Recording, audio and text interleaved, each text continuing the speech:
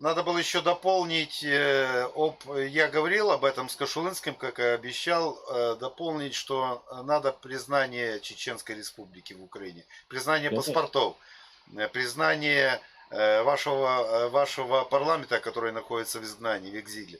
Да. То есть это у нас тоже есть,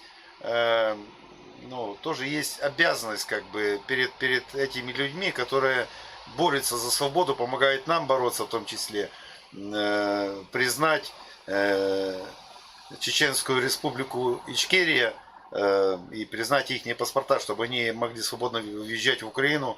Мы сами можем видеть, что это нас постоянно пугали чеченцами, постоянно плохо говорили об евреях.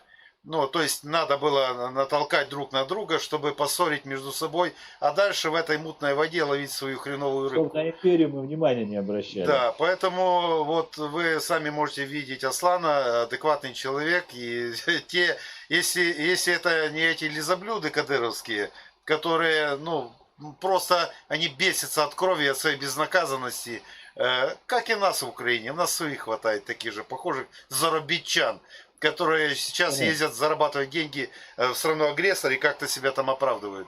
У нас своей ваты хватает.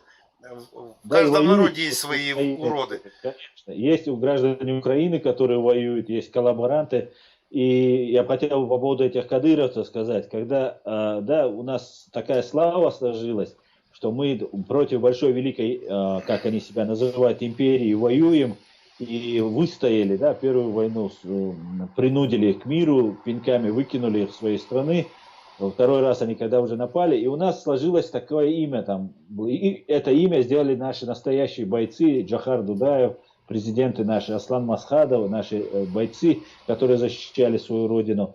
И когда произошла Вторая война и деоккупация нашей страны, те коллаборанты, которые перешли на сторону России, они представляются теми чеченцами, которые защищают. Разница между ними, как между небом и землей, как между волком и собакой. И эти люди, которые перешли на сторону врага, и когда там против вас была задействована там психологическая, информационная вся работа, и в мире нас знают как таких там воинов, иногда там безбашенных, иногда таких, как нас представляла российская пропаганда, и вам в том числе, украинцам. И вот эта группа из там нескольких, они сказали, их 300 было, но мне кажется, было поменьше, там, может, не буду говорить сколько, потому что я точно не знаю. И на вас было оказано вот это психологическое воздействие, когда президент сбежал, министр обороны сбежал. Я помню, там какая-то группа солдат украинских выступала, говорит, нам все плохо, все пропало, нам надо домой. И вот это надо было морально, любую войну можно выиграть только морально сломив дух. И пытались сломить ваш дух именно этой группой чеченцев. Они погибли там в аэропорту некоторые, никаких таких серьезных вреда они нанести не смогли, не успели. И в этот момент, понимая, что с вами происходит, приехал Иса Мунаев. И он сказал, я тот чеченец, про которого говорят, что они те великие воины. Дудаева, который Масхадова. И мы попытались, Иса Мунаев и его товарищи, попытались очистить наше имя, доказать, что нет, подождите, это манкушты, это собаки, волк, настоящие свободолюбивые волки с этой стороны. И это было тоже очень такое заметное, такое важное событие. И для чеченцев это было огромное. Это когда украинцы начали нас называть кадыровцы и чеченцы. Вы не представляете, как нам это было приятно. Когда 15 лет этой второй русско-чеченской войны говорили террорист, убийца, чечен-бандит, чечен это, чечен то. И в том числе и на украинских там пабликах, социальных сетях. И потом, когда начали украинцы понимать, что мы такие же, как вы. Люди пишут мне все в чате, извиняются передо мной. Я готов извиниться. Я был неправ, реально. Да, я не до этого. Мне много извинялись, мне даже неудобно. Это не знаю, удобно или нет, это важно мне, потому что, Это важно. Да, и сейчас мы такие же люди, да, мы исповедуем другую религию, вы исповедуете, там среди вас есть католики, протестанты, Я мусульмане. религии, я когда был в Песках один раз, по мне стрелял с РПГ 7 с криком Аллаху Акбар, этот кадыровский, так понимаю, недоносок. Не имеет значения, в любом народе есть плохие люди.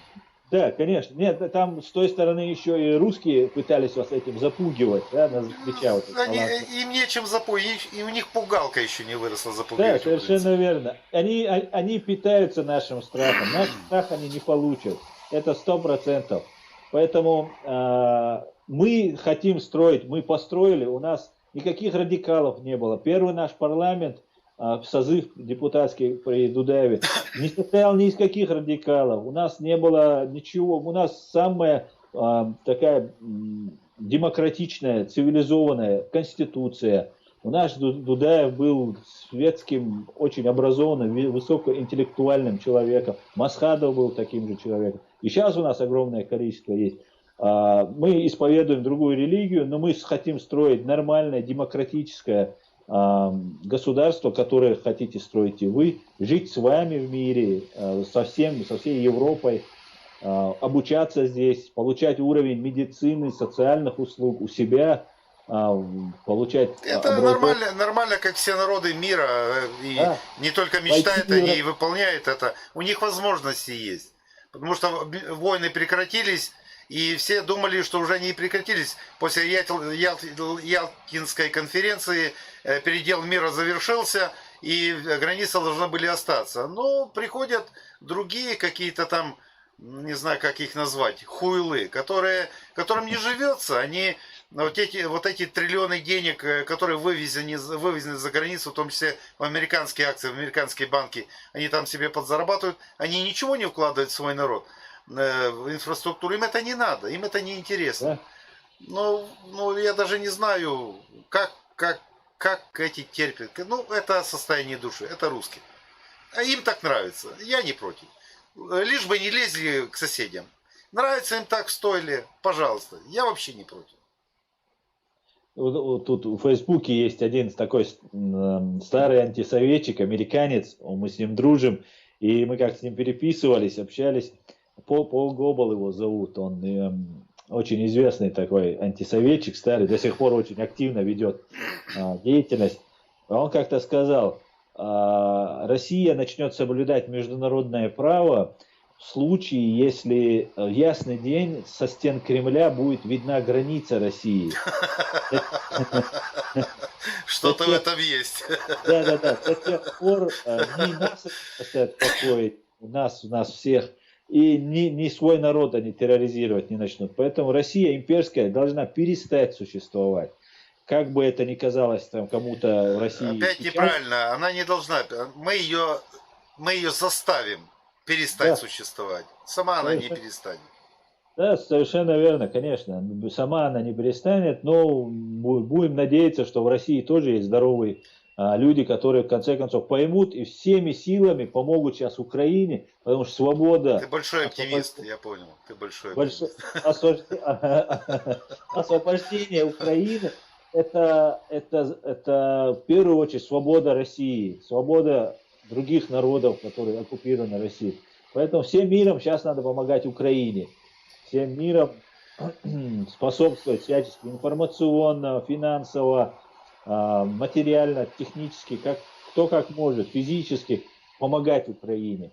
Кстати говоря, если вот эти паспорта дали бы всем вашим добровольцам, которые есть, или признали бы наши паспорта, признали бы наше правительство в изгнании во главе с Ахмед Закаевым, я думаю, много желающих появилось бы, видя, что есть гарантии. Потому что чеченцы все-таки не доверяют вашей власти. И правильно делают, потому что при власти, к сожалению, пока не украинские националисты. Поэтому это все медленно. Мы вообще вот, я даже не понимаю, ну это наше внутреннее, этим надо переболеть.